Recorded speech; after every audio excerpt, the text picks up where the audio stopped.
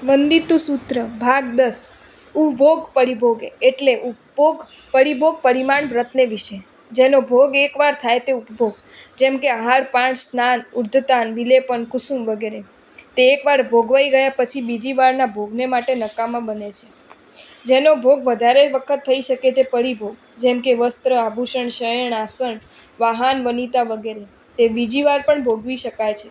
ઉપભોગ અને પરિભોગનું પરિમાણ તે ઉપભોગ પરિભોગ પરિમાણ તેના વિશે. મહાપોધ્યાય શ્રીમાન વિજયજી ઉપભોગનો અર્થ અંતભોગ અને પરિભોગનો અર્થ બાહ્યભોગ એ પ્રમાણે કરે છે. અંતર્ભોગ એ ખાનપાન રૂપ આહાર છે અને બાહ્યભોગ એ શરીરને ચોપાડવા પહેરવા રૂપ વસ્તુઓ છે, તેમ ત્યાં સમજાવ્યું છે. વિયમી એટલે બીજા, ગુણુવય એટલે ગુણુવ્રતને વિશે, નિંદે એટલે હું નિંદું છું. મધ્ય મલ્લેય એટલે મધ્ય માંસ પુષ્પ રેલ અને ગંધ માલ્યના પ્રમાણનું અતિક્રમણ થવાથી. ઉપભોગ પરિભોગે નિંદે ઉપભોગ પરિભોગના નામના બીજા ગુણવ્રતને વિશે જે અતિચારો લાગ્યા હોય તેની હું નિંદા કરું છું.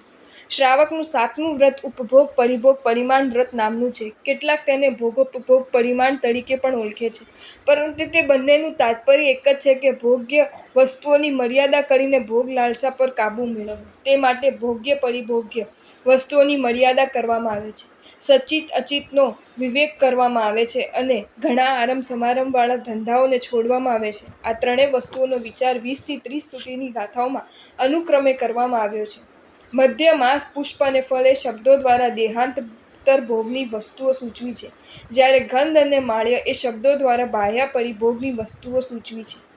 મદ્ય પીનારાઓને મદ્યના અનેક દોષો જાણીને તેને સંપૂર્ણ ત્યાગ કરવા ઘટે છે.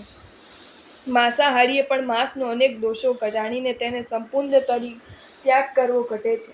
જેઓની ફૂલોનો શોખ હોય અને તેની માત્ર મોજ શોખના કારણે જ ખૂબ ઉપભોગ કરતા હોય તેનો ત્યાગ કરવો ઘટે છે. જો તેમ ન જ બને તો તેની અમુક મર્યાદા કરવી ઘટે છે. ફળ સુગંધી પદાર્થો અને માળ્ય એટલે પુષ્પ હાર તથા આભૂષણોની બાબતમાં પણ તેમ જ સમજવાનું છે. ભક્ષ્ય ભક્ષ્યની બાબતમાં મુખ્યતયા 22 વસ્તુઓને અભક્ષ્ય ગણવામાં આવી છે. તેનો ત્યાગ કરવો તે શ્રાવક શ્રાવિકાનું કર્તવ્ય છે. 22 અભક્ષ્યના નામો આ પ્રમાણે છે. વડના ફળ ટેટા, પીપળાના ફળ ટેટીઓ, પ્લક્ષ જાતના પીપળાની ટેટીઓ, ઉબરાના ટેટા, કાકોંદુબરના ટેટા, દરેક જાતનો દારૂ, દરેક જાતનો માંસ, મધ, માખણ, હિમ, બરફ, કરા, વિષ, ઝેર, સોમળ, અફીણ વગેરે, સર્વ પ્રકારની માટી, રાત્રિ ભોજન, બહુબીજ, અનંતકાય, બોળ અથાણાં, ઘોળવડા, વંતાક રીંગણાં, અજાણ્યા ફળ ફૂલ, તુચ્છ ફળ, ચલિત રસ. 22 અભક્ષ્યો પૈકી પ્રથમના 5 ઉદુંબર જાતિના ફળો છે કે જેમાં નાના નાના ઘણા જંતુઓ હોય છે. એ કારણે શ્રાવકોને માટે તે અભક્ષ્ય છે. દારૂ માદક છે, બુદ્ધિને વિકૃત કરનાર છે અને તમોગુણની વૃદ્ધિ કરનાર છે, માટે અભક્ષ્ય છે. માંસ પણ બુદ્ધિને મંદ કરનાર, તમોગુણની વૃદ્ધિ કરનાર અને હિંસાનું પ્રધાન કારણ છે, તેથી અભક્ષ્ય છે. મદ્ય અને માખણ તો જે રંગના અસંખ્ય સૂક્ષ્મ જીવોની ઉત્પત્તિ થાય છે માટે અભક્ષ્ય છે. બરફ અને કરા અસંખ્ય અપકાય જીવમય હોવાથી અભક્ષ્ય છે.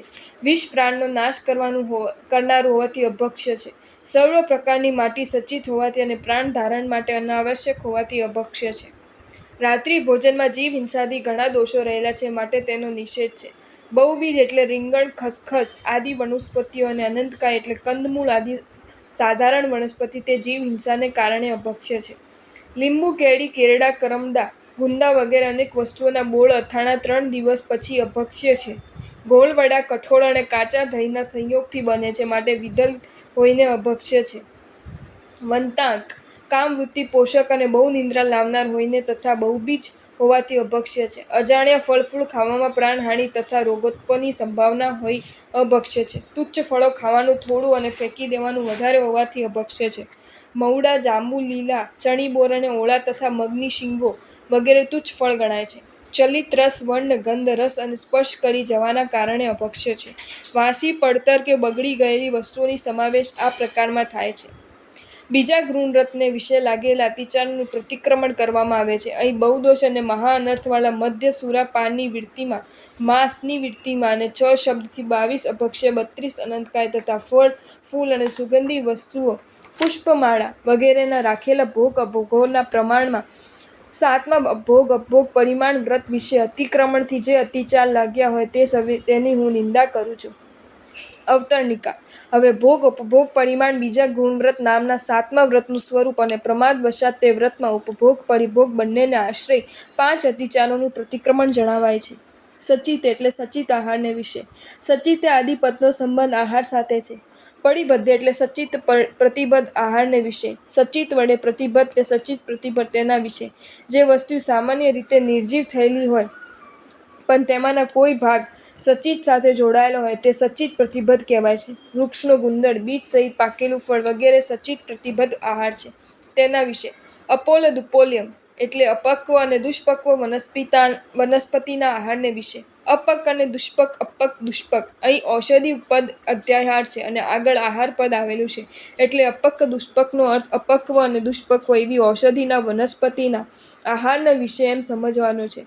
શ્રી ઉપાસક દંશાંગ સૂત્રમાં 7મા વ્રતનો અતિચારો ગણાવતા કહ્યું છે કે તત્થણમ ભોયણયો સમણો વાસેણમ પંચ અય્યારા જાણી યવ્વા ન ય સમાય રિયવ્વા તમ જહા સચિત આહારે સચિત પડિબદ્ધ આહારે અપ ઉલ્લી ઓસહી ભકણ્યા દુપ ઉલ્લી ઓસહી ભકણ્યા તુચ્ચો સહી ભકણ્યા. તે 7મા વ્રતમાં શ્રમણોપાસકે ભોજન સંબંધી 5 અતિચારો જાણવા પણ આચરવા નહીં તે આ રીતે: સચિત આહાર, સચિત પ્રતિબદ્ધ આહાર, અપક્વ ઔષધિ ભક્ષણતા, દુષ્પક્વ ઔષધિ ભક્ષણતા અને તુચ્છ ઔષધિ ભક્ષણતા. જે રંધાયું ના હોય તે અપક્વ, જે કાચું પાક્યું રંધાયું હોય તે દુષ્પક્વ, ચાલ્યા વગરના લોટ વગેરે અપક્વ તથા પોક પાપડી વગેરે અને કાચા પાકા શાક ફળો વગેરે દુષ્પક્વ ગણાય. આહારે આહારને વિશે. આહાર ભોજન તેના વિશે. તુચ્ચો સહી ભકણ્યા તુચ્છ વનસ્પતિઓનું ભક્ષણ. તુચ્છ એવી જે ઔષધિ તે તુચ્છ ઔષધિ અને તેની ભક્ષણતા તે તુચ્છ ઔષધિ ભક્ષણતા. જેમાં ખાવાનું થોડું અને ફેંકી દેવાનું વિશેષ હોય તે તુચ્છ તેવી ઔષધિ એટલે વનસ્પતિ તે તુચ્છ ઔષધિ તેનું ભક્ષણ કરવું ભોજન કરવું તે તુચ્છ ઔષધિ ભક્ષણતા. પડિક્કમે દેશિયમ સવમ. સચિતે ભક્ષણ્યા પ્રમાણથી અધિક સચિત આહારના ભક્ષણમાં, સચિતથી સંયુક્ત આહારના ભક્ષણમાં, અપક્વ ઔષધિના ભક્ષણમાં, દુષ્પક્વ ઔષધિના ભક્ષણમાં અને તુચ્છ ઔષધિના ભક્ષણમાં જે અતિચારા લાગ્યા હોય, જે દ્રવ્ય જીવથી યુક્ત હોય તે સચેતન કે સચિત કહેવાય છે. જીવ જુક્તમ દવમ સચ્ચયણમ અને અગ્નિ આદિ શસ્ત્રો પરિણામથી જેમાંથી ચેતન ચાલ્યું ગયું હોય તે અચિત કહેવાય છે. ઠંડુ પાણી સચિત છે, 3 ઉકાળાવાળું ગરમ પાણી પાકું પાણી અચિત છે. ઘઉં સચિત છે, તેની બનાવેલી રોટલી અચિત છે. ભીંડા વગેરે શાક સચિત છે, રંધાયા પછી તે અચિત છે. એ રીતે દરેક વસ્તુમાં સચિત અચિતનો ભેદ સમજવાનો છે. સચિત દ્રવ્યના સર્વથા ત્યાગ કરીને અચિત દ્રવ્યો વાપરવા તે શ્રાવકને માટે ઇષ્ટ છે. જો તેમ ન જ બની શકે તો તેને સચિત દ્રવ્યનું પ્રમાણ નક્કી કરવું ઘટે છે. આવું પ્રમાણ ધારણ કરનાર જો સરળ ચૂકથી સચિતનો ઉપયોગ પ્રમાણ કરતાં અધિક કરે તો તેને સચિતા આહાર નામનો 7મા વ્રતનો પહેલો અતિચાર લાગે છે. તે જ રીતે સચિતના સંબંધવાળી વસ્તુઓ મુખમાં મૂકી દે તો તેને સચિત પ્રતિબદ્ધ આહાર નામનો 7મા વ્રતનો બીજો અતિચાર લાગે છે. જો ખાદ્ય વનસ્પતિઓને રાંધ્યા વિના જ હવે તે અચિત થઈ છે એવી બુદ્ધિથી તેનું ભક્ષણ કરે તો અપક્વ ઔષધિ ભક્ષણ નામનો 7મા વ્રતનો ત્રીજો અતિચાર લાગે છે. જો ખાદ્ય વનસ્પતિનો કાચી પાકી પકવીને કે અડધી પડધી શેકીને તેનું ભક્ષણ કરે તો દુષ્પક્વ ઔષધિ ભક્ષણ નામનો 7મા વ્રતનો ચોથો અતિચાર લાગે છે. અને જો તુચ્છ વનસ્પતિનું ભક્ષણ કરે છે તો તુચ્છ ઔષધિ નામનો 7મા વ્રતનો 5મો અતિચાર લાગે છે. શ્રી હરિભદ્ર સૂરીજીએ ધર્મબિંદુમાં અતિચારોની ગણતરી આ પ્રમાણે કરી છે: સચિત સંબંધ સંમિશ્રા ભિષવ દુષ્પકાહારા ઇતિ.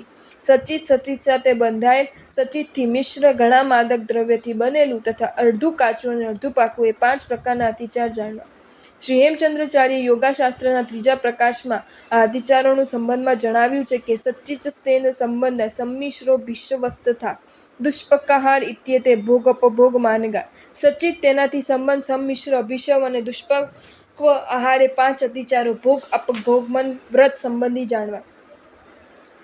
હવે 7મા ગુણવ્રતના ઉપભોગ પરિભોગ વિશે લાગેલા અતિચારોનું પ્રતિક્રમણ કરવામાં આવે છે. અહીં પ્રમાદના પ્રસંગથી કે ક્રોધ આદિની અપ્રસ્તુત ભાવના ઉદય થવાથી ભોગ અપભોગ પરિમાણ બીજા ગુણવ્રતના વિશે અતિચારોનું આલોચના કરું છું. તેમાં સચિત આહાર નિયત કરેલા પ્રમાણથી અધિક અથવા પરિહાર કરેલા સચિત આહારના ભક્ષણથી સચિત પ્રતિબદ્ધ આહાર, અપક્વ આહાર, દુષ્પક્વ આહાર અને તુચ્છૌષધિ ભક્ષણ એ પ્રમાણે 7મા વ્રતના અતિચાર વિશે દિવસ દરમિયાન જે કંઈ અશુભ કર્મ બંધાયા હોય તે સર્વેથી હું પાછો ફરું છું.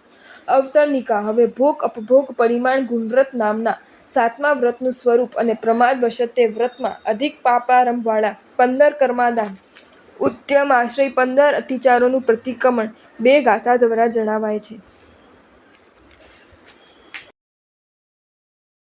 જો તમને આ વિડીયો ગમ્યો હોય તો આ વિડીયોને લાઈક કરો અને મારી ચેનલ જૈન ફેક્ટ્સ એન્ડ સ્ટોરીઝને સબસ્ક્રાઈબ કરો. ધન્યવાદ.